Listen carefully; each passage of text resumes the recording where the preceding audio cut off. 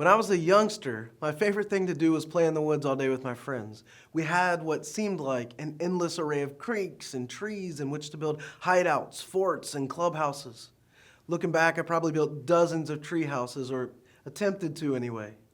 After finding some junk wood and a few good trees, the first step was to get some sort of ladder and begin building the floor. And you had to be sure your floor was solid, well built, and can hold at least a handful of kids at a time. Otherwise, everyone was in danger. And I learned early on in my treehouse building days that the foundation was the most important part of the whole structure. If one single part of that foundation was weak, everyone would end up paying dearly. Sometimes my friend and I worked so hard and long on getting that part right that we eventually got burnt out and didn't put up walls or a roof. The treehouse kind of ended up looking more like a tree stand. But in this week's section of 1 Corinthians, Paul uses similar imagery. Architectural imagery. He refers to himself as a great builder, as the one who laid the foundation of the gospel in Roman Corinth. And when he writes this letter, 1 Corinthians, he's aware that the foundations are under duress. He's confident, however, that they will withstand the pressure. He's absent from Corinth and realizes that some are there attempting to hold down the fort. At the same time, he knows that some are like a wrecking crew. Their actions are causing cracks. He says that the historic Christianity that he passed on to them, apostolic Christianity, the cruciform gospel, is the foundation he laid. And those who built on that will find that it's the surest and most solid base available. Anything else is simply weak and inadequate. And some were, in fact, trying to build upon this foundation with faulty thinking and teaching.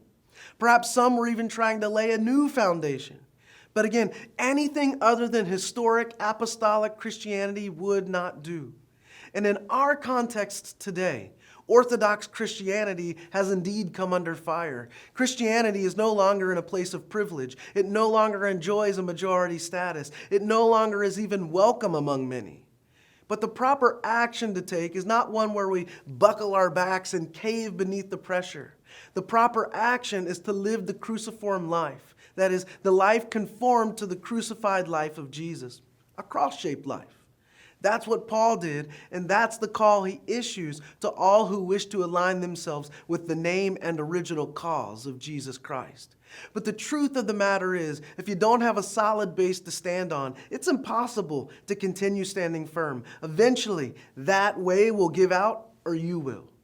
But as believers, Paul assures us that the Spirit will help us stand strong and endure. The Spirit enables and equips us to understand spiritual realities and speak truth about spiritual mysteries, namely about the identity of Jesus as the Messiah. This, as Paul says, is not something everyone understands. He asserts that the wise ones of this age, the rulers of this age, those who have the loudest megaphones and most authoritative fists, have trouble understanding this mystery. And in their ignorance, which they see as wisdom, it was these types that crucified the Lord. But God's wisdom, he says, is not the wisdom of this world. God's ways are not the ways of this world. Neither then should ours be.